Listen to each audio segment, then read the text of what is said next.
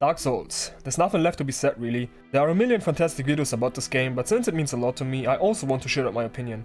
I firmly believe that without it, the industry would be looking even worse than it already does.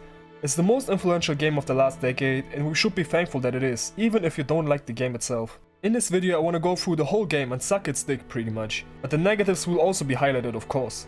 Let's start off with how I got into the game. It was January 2014 when I bought it, and I'm pretty sure it was a random decision. I was pretty young, so my taste in gaming was shit, which led to me dropping it after completing the tutorial.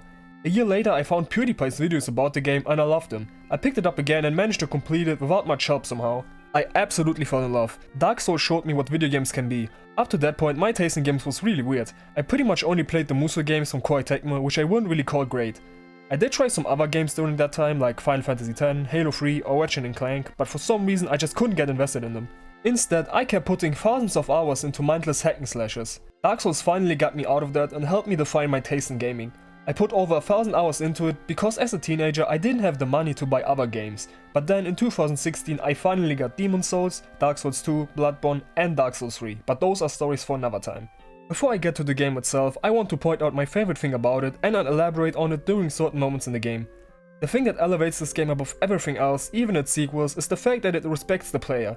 These days, even games which are supposedly for 18+ audiences are designed in a way that even a fetus can play through it. Dark Souls on the other hand lets you make decisions without holding your hand. It trusts you to learn from your failings, it wants you to figure out stuff by using your brain and not by having it explained to you in a 10-minute exposition cutscene. During the whole difficulty debate, some man-children brought up the point that we need an easy mode. Players should decide how they play the game, right? No, you fucking idiots. The saying, the more options the better, absolutely does not apply here. People are stupid, they do not know what they want. Most people will always choose the path of least resistance, which leads to either spamming the strongest attacks or farming until nothing matters anymore. How is that fun? It is the job of the developers to design games with that fact in mind, and Hidetaka Miyazaki does that better than anyone else in this industry. How fucking dare you trying to tell this genius how he should design his games? Go sit in your corner and play your western brain dead garbage.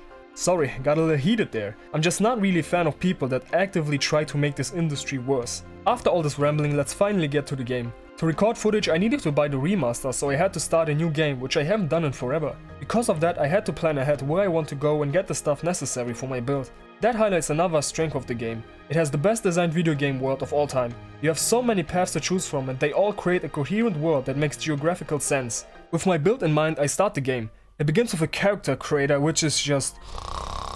After that we get a cutscene that sets up the world. Long ago the dragons ruled over everything until fire appeared and out of that came the humans. 4 of them found great souls in those flames. Nito, the witch of Izalith, Sif the dragon who betrayed his kind, and Gwyn used those great souls to kill the dragons and begin the Age of Fire. But it isn't sustainable and we find ourselves in a cell close to the end of the Age of Fire.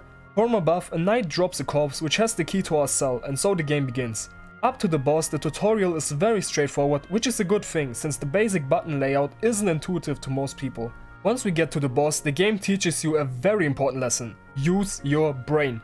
Most people will attack the asylum demon and notice that they don't really do any damage. Maybe there is another way that doesn't involve combat. To the left of the arena is a gate which you can go through to avoid the fight. Most bosses in this game have some sort of way to make the fight easier and this section showed that. Once you've escaped you end up in a long hallway with a bowman at the end firing at you, which introduces ranged combat. Before you get to the enemy you get to pick up your starting shield and weapon, which will be of great help against the asylum demon. Use the weapon to kill the bowman and progress forward. There you find stairs that go down and some that go up. If you go down you get to the first bonfire again, which introduces the mechanic of shortcuts, which is gonna be very important throughout all the games. If you take the stairs up you encounter your first trap.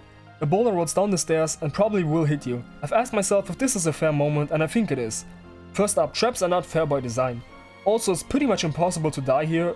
The ball does almost no damage and since your last bonfire you either encountered one enemy or no enemy, so I think it's overall a good introduction to traps.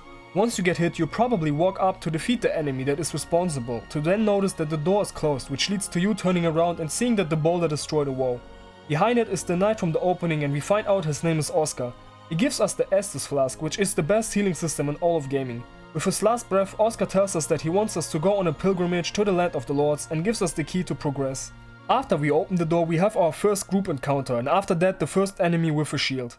Once we enter the fog gate, round 2 against the Asylum Demon begins, but like I said earlier, most bosses have a hidden strat that makes them easier. So this fight introduces the plunging move, which immediately deletes about 35% of the boss's HP. Once you're in the fight, the boss is simple enough for most people to first try him. After the fight, you get transported to the Firelink Shrine in Lordran by a giant crow. That was the tutorial, absolutely fantastic. It teaches you about 90% of everything you need to know. But because it was so easy, most people are nowhere near confident with the game at this point, which is a good thing since it's still supposed to be challenging. With the game getting started, I can begin working towards my build. I want the Dex Faith hybrid so I can use Sunlight Blade on my painted Guardian sword.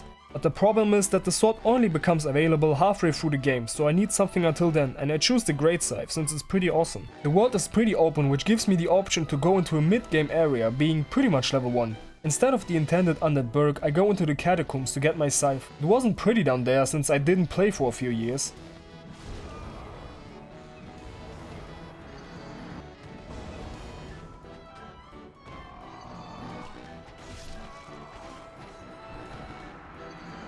Eventually I get the weapon and I have to make my way back up, which was even uglier.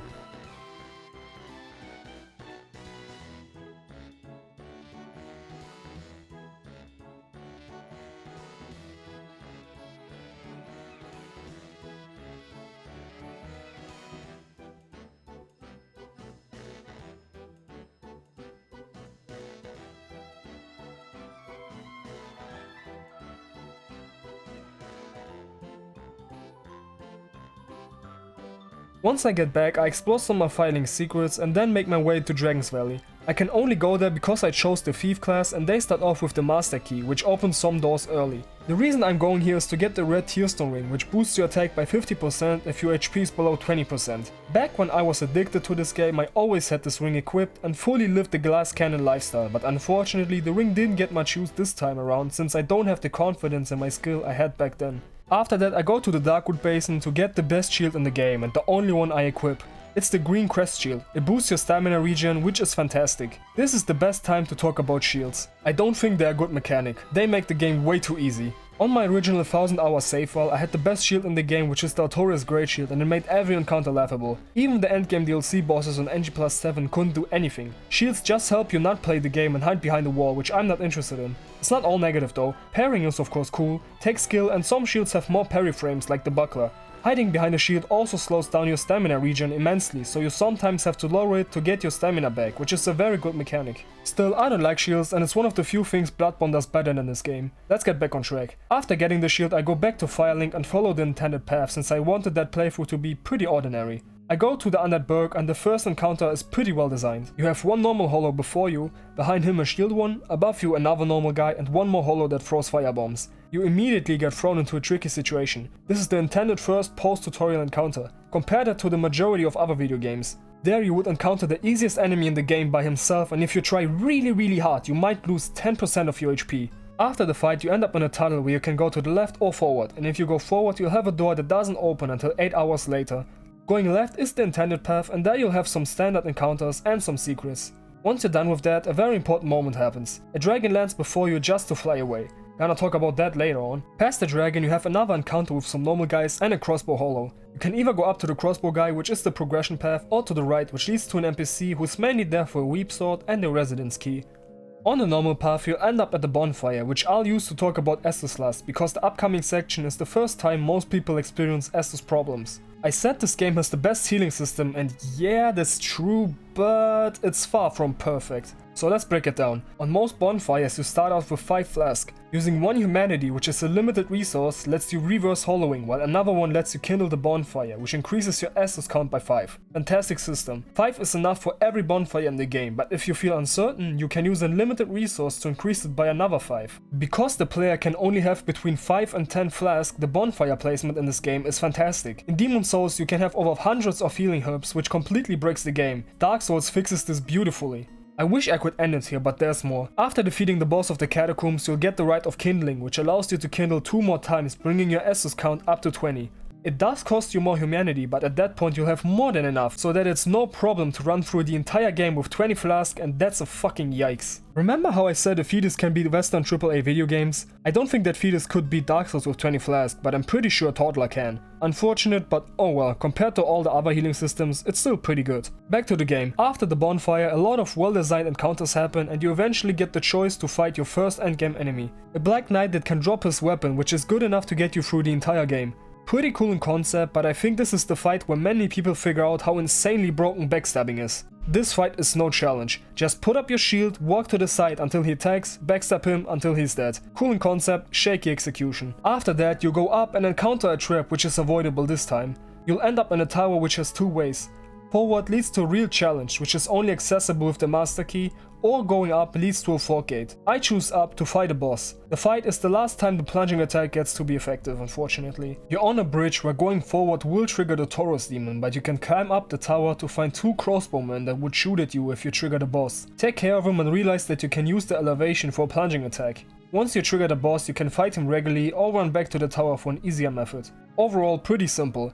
His moveset is easy, but new players will struggle with the little space he gives you on the bridge.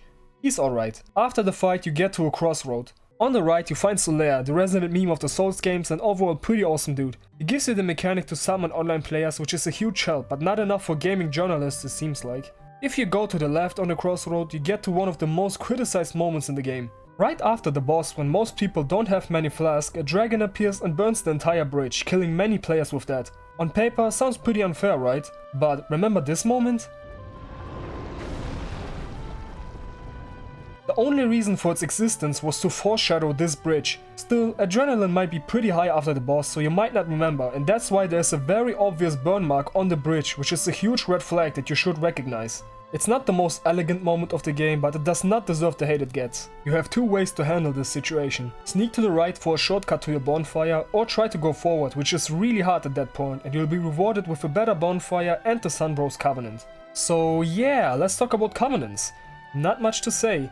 Cool in concept, very shaky in execution. Most of the time it just ends up in farming materials to get a reward, but there are some special cases which I will mention later on. Most people go to the right, which gets them an amazing shortcut. After that you end up under the bridge where theoretically a new mechanic gets introduced, which I absolutely love. The dragon sits above and his tail is hanging down, just asking to be attacked. If you have a ranged weapon, you can damage the tail enough to get the Drake Sword from it. All dragon related enemies in this game have a cuttable tail, which rewards you with a weapon.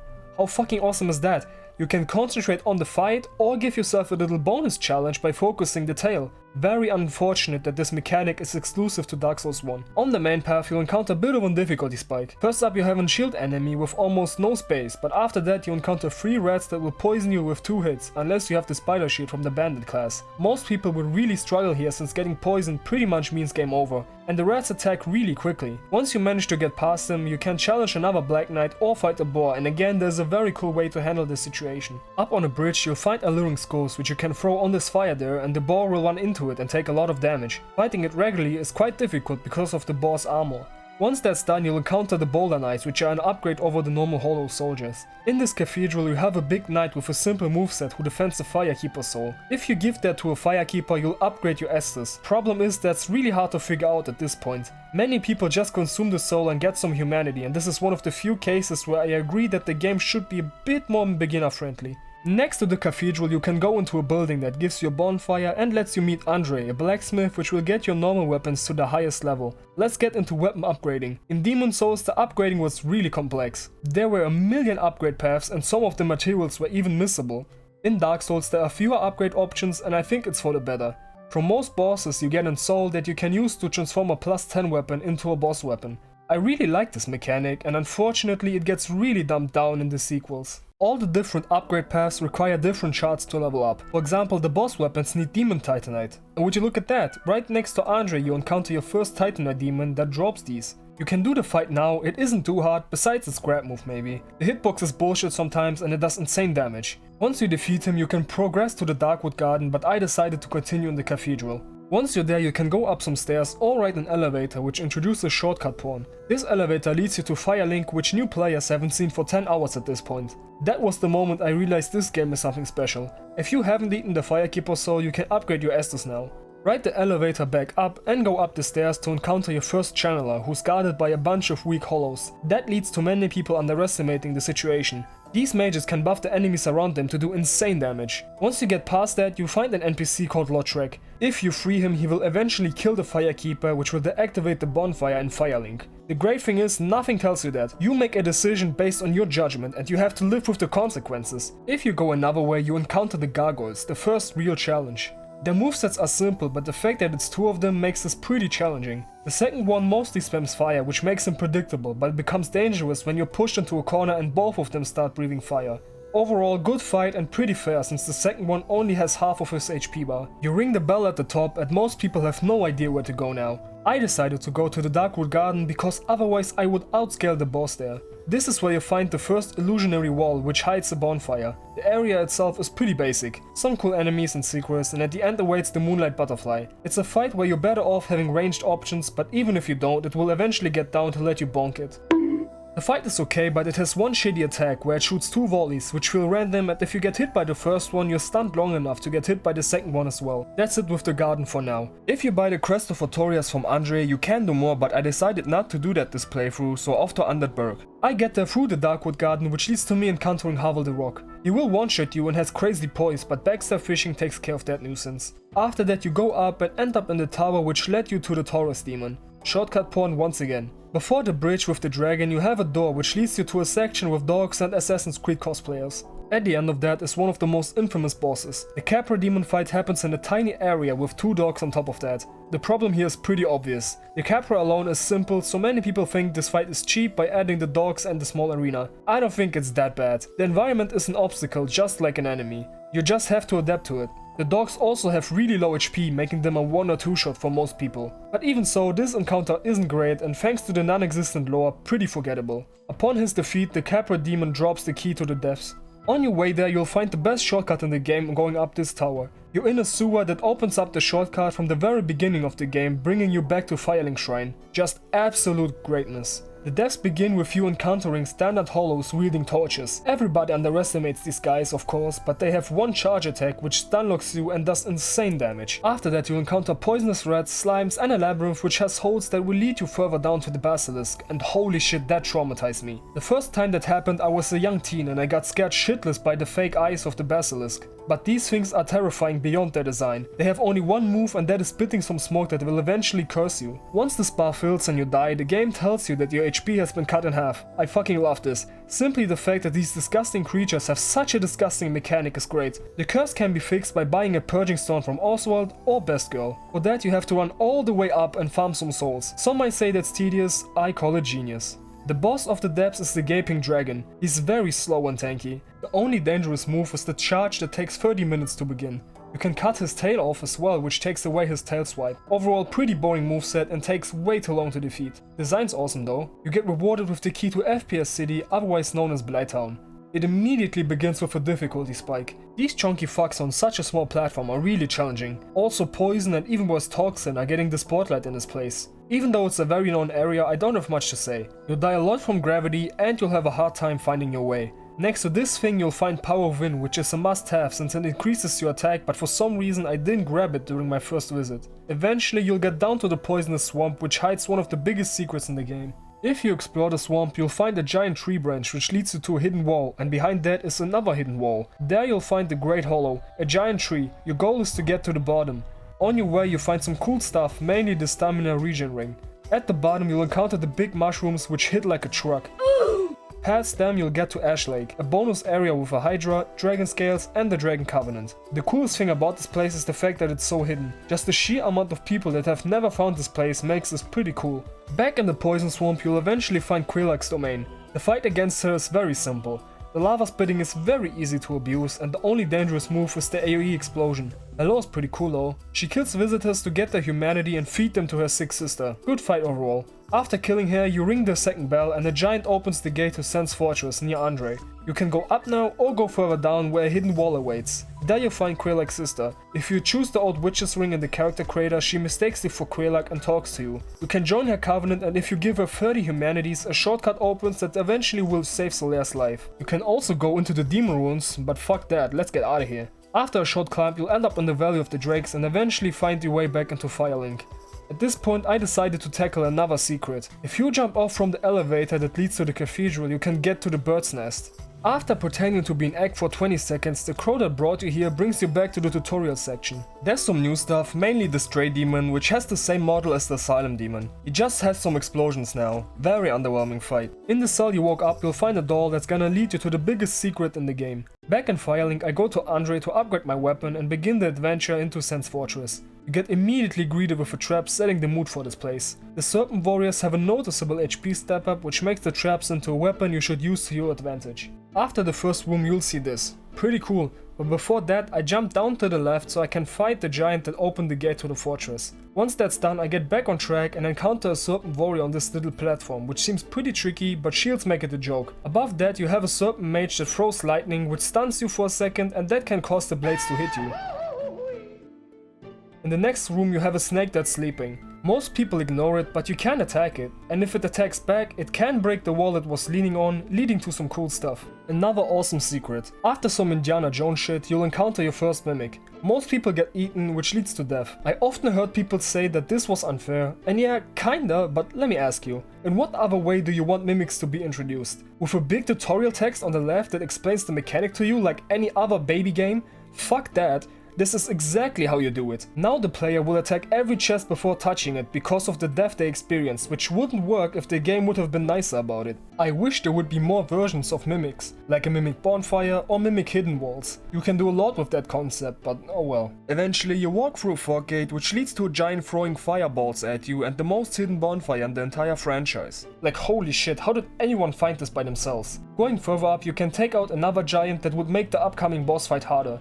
You can also summon a legend in the Dark Souls community. Iron Tarkus can defeat the boss completely by himself, and it's a meme, but I think him being so crazy strong is very much intentional. It's setting up some fantastic environmental storytelling for later on. The boss is the Iron Golem and he's very simple, both in design and combat. The only dangerous move is him grabbing and throwing you out of the arena. If you attack his legs, he'll eventually fall down, and if he's near an edge, he'll fall off, leading to insta-death. Once he's dead, these things grab you and bring you to Anor Londo. I'm not gonna talk about this scene much, it's been talked to death and I can only agree with everything people say. In Anor Londo you'll encounter the giants, which are quite tough. Eventually you'll end up facing a gargoyle, which poses no threat at this point. Here most people struggle finding the way to progress. You have to go up this railing, which just doesn't seem intuitive, and that's exactly what makes it great. In the building you encounter some KKK members, and these guys drop my favorite PvE weapon. But farming it now is not a good idea, so I climb up this ladder and see this shit. I just love this game. Such a small platform while being attacked by weird champ looking people is pretty adrenaline pumping. Especially if you're wearing heavy armor and have to fat roll. But being a god gamer, I speedrun that shit. After that we arrive at this contraption that you can spin around to reach different places. I place it so that I get down to the bottom where I can farm my weapon. Down there you'll find the corpse with the black iron set which Iron Tarkus wore. This is directly beneath the thin beams you needed to balance across. This right here is some great ace storytelling. Tarkus was so strong against the golem to show you he is worthy to get to Anor Londo. The Iron Golem is described as the guardian of Sen's Fortress, stopping people from entering Anor Londo, and yet Tarkus destroys him. But strength isn't everything. Getting across those beams proved too much for a man with such heavy armor and he fell to his death. This indirectly teaches the player a lesson and shows you that there's no more fucking around. Now the game gets serious. And nothing of what I just said is directly told to you. You have to pay attention, you have to connect the dots, and you have to learn from Tarkus' mistake. Again, if this was some western AAA garbage, you get a cutscene with sad cinematic music that desperately tries to make you feel something. Disgusting. Close to the armor we find a giant painting, which I decided to ignore for now. I go back to the huge contraption and spin it so I can progress towards the huge castle. After some encounters we get this section. Some Silver Knights shoot great arrows at you, which will knock you off easily. Many people do some death farming here, but I don't think it's that bad. Just walk to the knight on the right until he draws his sword and then parry him. The Silver Knights have the most generous moveset when it comes to parrying, and that is very intentional. Once that's done you get into the castle and meet Solaire, who has some charming dialogue, and you just explore the place. Shortly before the end you can fight a Titanite demon who is crazy overtuned for this point in the game. The area is so small, he does so much damage and has so much HP, I actually didn't feel confident enough to tough it out. Past that enemy you'll end up in a huge hall that leads you to the giant blacksmith that makes boss weapons for you. You also get to the boss of this area, Ornstein and Small. They are the most famous enemies in this game. They're something like the final test in my opinion. If you get past them, nothing in this game can stop you anymore. The intention here is obvious, you have one fast normal sized guy and a slow huge dude. It's overall pretty well designed. The only problem I have is Ornstein's charge is crazy bugged. I mean, look at this.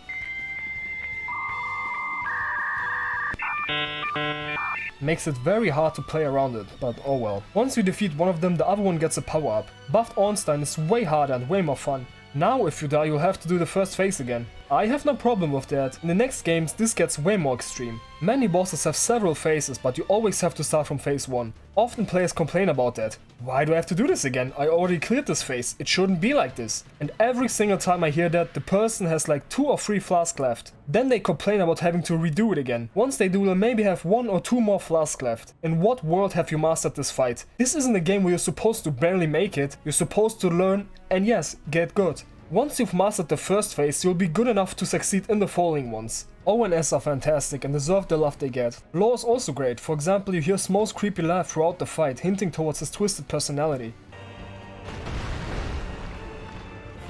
After your victory, you get to Guinevere and she gives you the Lord Vessel. This lets you warp from bonfires. It's a complicated topic. In this game it's done decently well. In all the following ones, teleporting makes them actively worse. The reason it somewhat works in this game is 1. You have to work for it, 2. You can't teleport to every fire, and 3. You receive it at the point where you've pretty much mastered the game. Still, it's not great and the game would have been better without it. From this point onward, the amazing level design breaks down. All the upcoming areas just end after you defeat the boss and don't connect to other areas, which made the first half of the world the best one there is. Now you can give the Lord Vessel to the Primordial Serpent Fram to open up the rest of the areas. Or you could just ignore him and go for the alternative ending. That's what I'm gonna do this playthrough, but before that I decided to tackle the biggest secret in this game. With the doll you got from your second visit to the asylum, you can enter this huge painting which leads you to the painted world of Ariamis. The area is quite simple. Some toxin enemies, some crow ladies, the phalanx from Demon Souls. But there is one very special place in this world. In order to get to the boss, you need to open a gate, which is done by turning a handle in the underground. Problem is, it's protected by the toughest enemies in the game. These fuckers right here. They don't look particularly threatening, but once they start rolling, you'll get a rude awakening. They do crazy damage and easily stunlock you to death, especially on NG+7. I remember back in the day I played through the entire game with my eyes closed until those guys came up. Then I always had to try hard. You cannot underestimate these little fucks. After opening the door you can confront the boss, but there's a nice twist. Crossbreed Priscilla does not want to fight you. She offers you to return to Lordran and you can do that or start a fight. She has a fantastic design and cool gimmick with the invisibility. You can also cut her tail off, which is always a huge plus. The problems are her HP and her attacks. I'm fighting her almost as early as possible and I completely shred her. She needs at least 50% more HP. Her moves are very slow and easy to punish. I mean, look at this.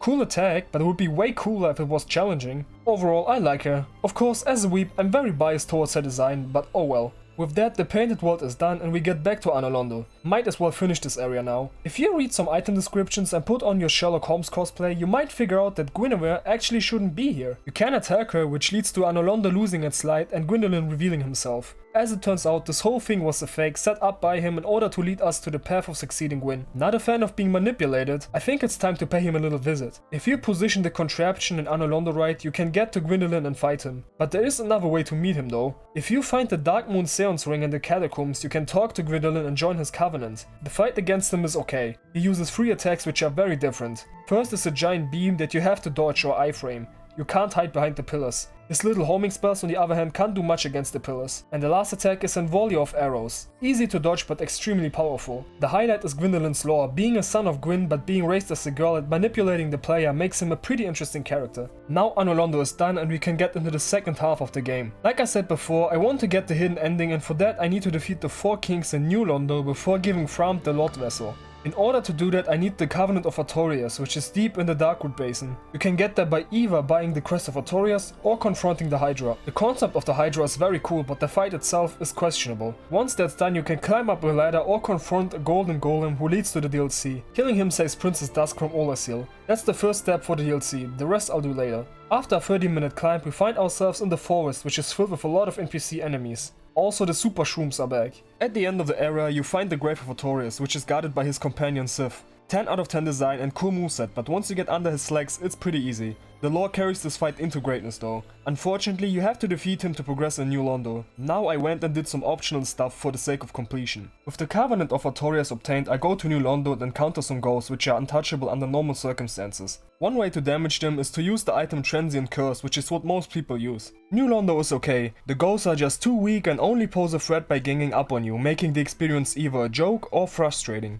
Eventually, you'll manage to open the floodgates, which opens the way to the Four Kings, but it also frees the Dark Race. In lore, very dangerous enemies, but in-game they die too fast to pose much of a threat. Once you enter the fog gate of the area, you're in a tower that only goes down, but at some point the stairs end and looking down you only see darkness. Now the game once again tests you outside of your technical skill. If you've read the Covenant of Artorias, you might figure out what to do. It says, its wearer, like Artorias himself, can traverse the abyss. The place where you are right now doesn't tell you it's the abyss, but the pure darkness below might hint towards that. Equip the ring and do a leap of faith. You're deep in the abyss and get approached by one of the Four Kings. This fight overall is really weird. It takes place in complete darkness, which causes some people to have problems with the depth perception. I never had a problem with that. The first time I saw someone attack nothing while being nowhere near the enemy, I was really confused. As a young teenager, the concept of depth perception wasn't really a thing, so I made fun of those people, but now I know better, of course. I wonder if this was an intentional design decision for this fight. The kings share a health bar, which can lead to you fighting 3 of the kings because you deplete the health bar before the 4th one spawns, or you can actually fight more than 4 if you take too long. Like I said before, really fucking weird fight. Their moves are no problem. The normal attacks hurt as much as the toothpick, and the magic attacks hurt like a bee sting. It only gets problematic if your DPS isn't high enough and they gang up on you. Overall, the fight is alright and takes place in the coolest boss arena. If you didn't bring the Lord Vessel to Thramt, Darkstalker Carve makes his appearance and tells you the quote-unquote truth. He wants you to end the flame and start the Age of Darkness, also known as the Age of Men. Sounds pretty negative at first, and Carve is a piece of shit for his involvement with Olerseal and New Londo. Still, I think this leads to the better ending. The Age of Fire is designed to end, and Gwyn only delayed the inevitable. Thramt and Gwyndolin also tried to manipulate you into extending the lifetime of the first flame. I appreciate Carve's honesty and make my way into the Demon Runes. It immediately starts with my least favorite fight in the game. Yes, I think Ceaseless Discharge is worse than the Bed of Chaos. The experience of fighting Ceaseless is always terrible. You either cheese him with a one-shot or torture yourself with a terrible and buggy moveset. Fuck this fight. With the battle won, the lava disappears and you can begin your adventure into the most incomplete section of the game. It begins with recycling the Taurus and Capra demon. On top of that, the placement of them is really weird. They're just clustered together and placed without any thought. The boss here is also a recolored version of the Stray demon. Kinda trash. For some reason I cannot remember, I went to the archives now, so let's talk about that. It begins with 2 armored boars, which shouldn't be a problem at this point. After an elevator ride, you encounter your first crystal soldiers. They're tankier than their looks would suggest, and once they're buffed by a channeler, they deal insane damage. After dispatching the first batch of soldiers, I kill the crystal golem who drops the DLC key, now thanks to me freeing Princess Dusk. I go deeper into the archives and encounter Seath the Dragon, who betrayed his own kind out of jealousy. This is a scripted loss in order to show Seath's quote-unquote immortality. After your death, you wake up in a cell. Just hit the guard outside, grab the key and get out. A cutscene plays where a guard plays an alarm that sends these things after you, but they don't really pose much of a threat. You go to the bottom and get a key that lets you get back into the archives, the library section to be exact. It's quite challenging to navigate your way through, especially because of the buffed soldiers that can 2 or 3-shot you. Once you manage to find the way, you'll end up in the archives garden that will lead you into the crystal cave. This area is pretty short but has the gimmick of invisible pathways, somewhat at least. The falling snow lands on the path, showing you the way. If you've read the description of the prism stones, you know that those can help you as well. At the end waits the secret of Seath's immortality, a crystal that you just have to break, but before you can do that, Seath flies over here to, I don't know, stop you? You would think that, but he gives you plenty of time to destroy the crystal anyways. Then the fight begins and it's pretty basic. He shoots crystal that curse you and has a few tail swipes. When he charges up and spawns crystal in a huge area, you could get in danger, but nah, just wear some armor with curse resistance and you're good.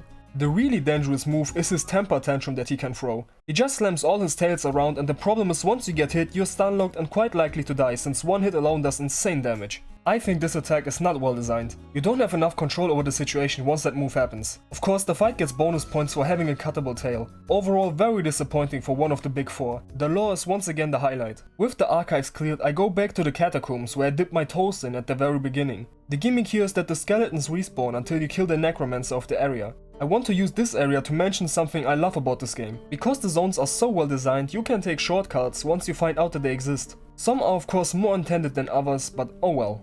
The catacombs are pretty cool. It's really fun to explore thanks to the verticality of the place. Shortly before the boss, the goddamn wheel skeletons make their comeback to torture you, because the boss certainly isn't gonna do that. Yeah, Pinwheel is just a meme, no need to say much. The following area is pretty controversial. The Tomb of Giants happens in complete darkness.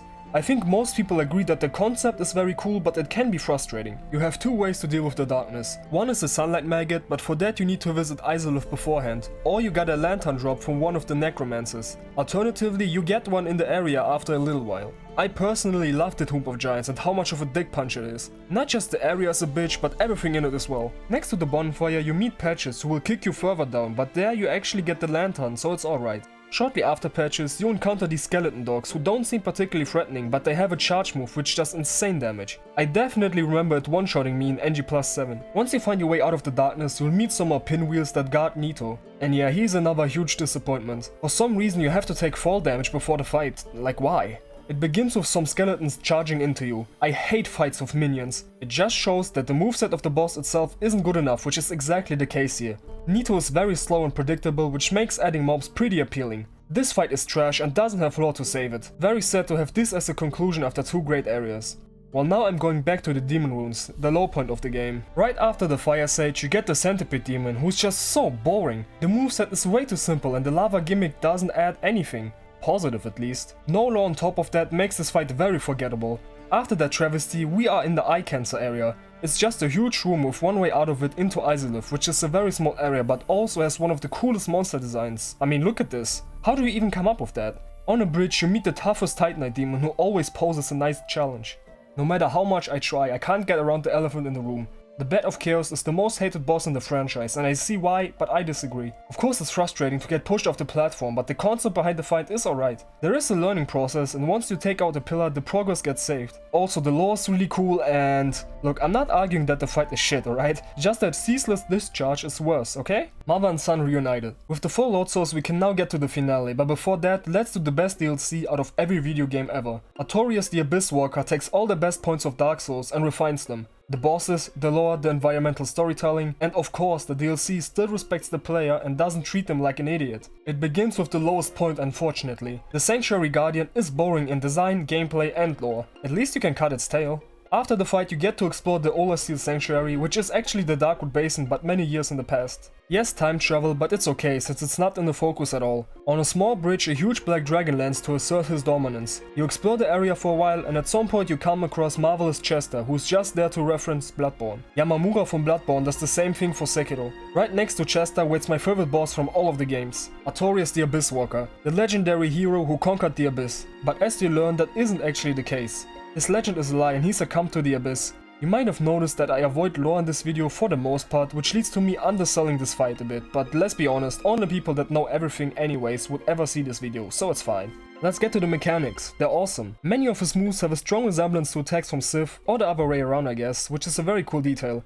He has this jumping move where he switches up the amount of attacks, which always keeps you on your toes. His dash move is the first attack in the series with a noticeable delay to bait you into rolling too early. He has a power-up move which you can try to stop, but if you fail he doesn't just get stronger but you also take damage from the explosion. That makes for some nice decision making in battle. Just overall this fight feels so good to play. The complete opposite of Ceaseless Discharge where everything feels weird and bugged. Iconic design, fantastic lore and the most fun combat makes this the highlight of the entire franchise. The next area is the Olastil Township and there you encounter dark magic users for the first time. They hit like a truck, which you will also do when using those spells. In the city you'll find a pendant which can be helpful against the final boss of the DLC. If you search well you'll find the crest key which will lead you to one of the coolest characters in the game and the best dragon boss in the entire franchise. I go back to the arena I fought Artorias in and there you find Kieran who put up the grave for Artorias. You can give her his soul, which will reward you with her weapons, but if you kill her, you get those on top of her set. Interesting that you get less from being a nice person, huh?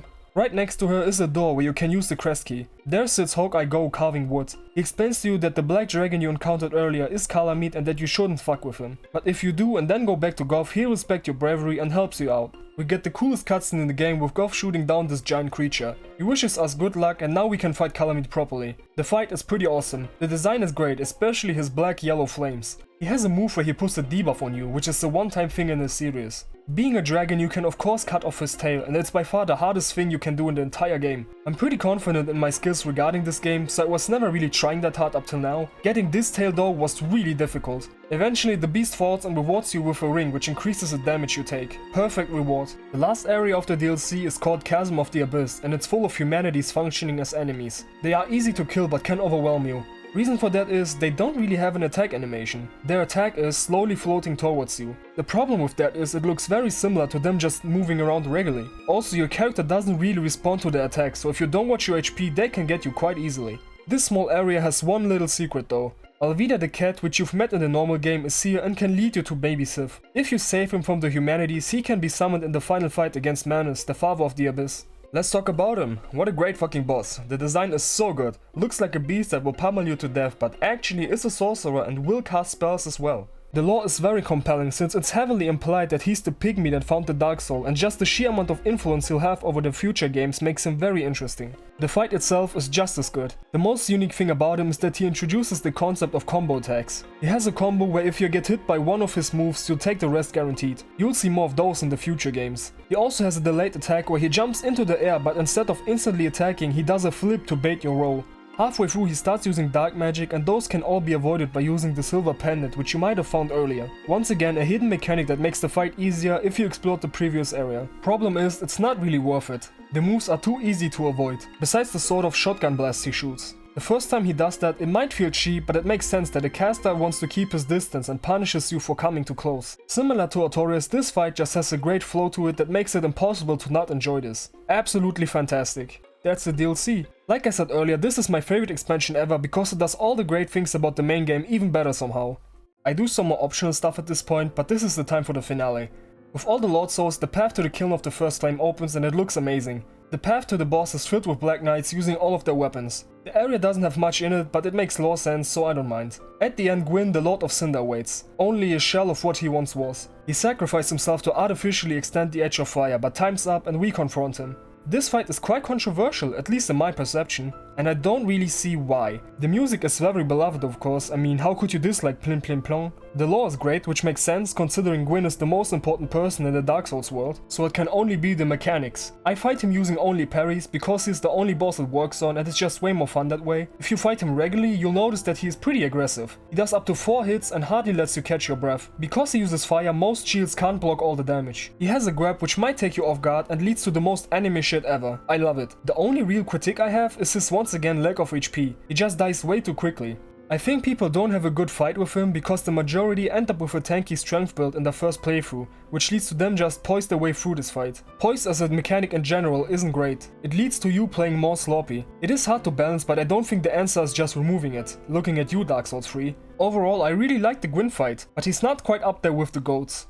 At the end, you can sit at the first bonfire to once again delay the inevitable, which later on turns out to be the canon ending. You can also walk out of the arena and start the Age of Dark, which is the better ending in my opinion. With that, the credits roll and the playthrough is done. Man, I love this game so much. It just does so much right. It goes against all the terrible things mainstream games normalized. Like God of War 2018. The game by itself is just a 6, maybe 7 out of 10, but everything it represents is so disgusting to me, which makes me hate it. I am so happy that Miyazaki found success with these quirky games, and I hope he never bows down to the demands of the idiots that want every game to be an Ubisoft snooze fest. That being said, the later games do take a more noob-friendly approach, but it's just barely okay with me. For the most part. I'll go in depth in future videos. Back to this game. Of course, it's not perfect. The second half is of course noticeably worse in many aspects like the world design or the bosses, especially Nito, he is such a disappointment. The Covenants feel really half-baked, there are some cool ideas but unfortunately the future games completely drop those and make Covenants completely forgettable. Shields are not well balanced in my opinion. I think only Great Shields should give you 100% physical absorption and in exchange they should reduce your stamina regen heavily by like 50 or 75%. The amazing healing system gets completely broken halfway through the game. Yeah, it's not all perfect, but good enough to be masterpiece. Bless you Miyazaki. Next time I'll be looking at Dark Souls 2 and your impact will be greatly missed there.